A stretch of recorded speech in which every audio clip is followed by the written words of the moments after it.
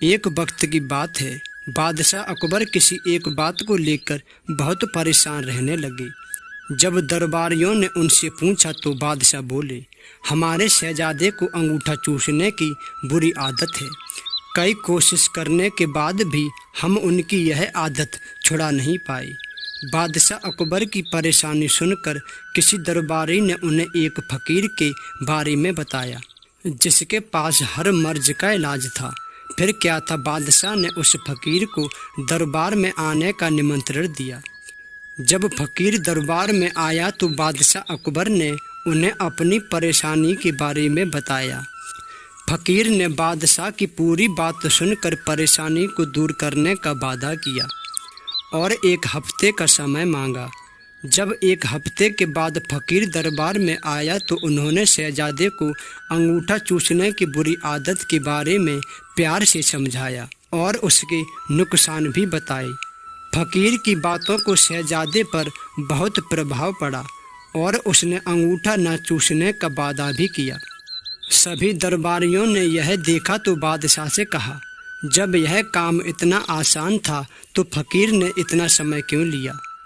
आखिर उसने क्यों दरबार का और आपका समय खराब किया? बादशाह दरबारियों की बातों में आ गई और उन्होंने फकीर को दंड देने की ठान ली। सभी दरबारी बादशाह का समर्थन कर रहे थे, लेकिन बीरबल चुपचाप था।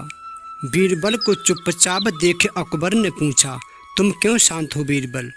बीरबल ने कहा, महाराज गुस्ताखी के लिए माफ़ी चाहेंगे, लेकिन फकीर को सज़ा देने के स्थान पर उन्हें सम्मानित करना चाहिए और हमें उनसे सीखना चाहिए।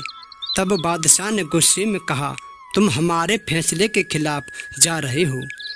आखिर तुमने ऐसा सोच भी कैसे लिया? जवाब दो।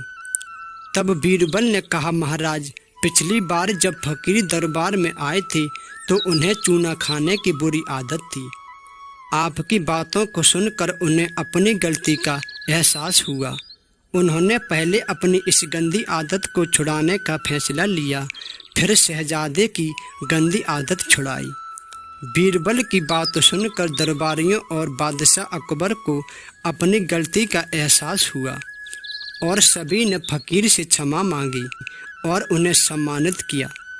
दोस्तों, हमें दूसरों को सुधारने के पहले खुद सुधरना चाहिए, इसके बाद ही दूसरों को ज्ञान देना चाहिए।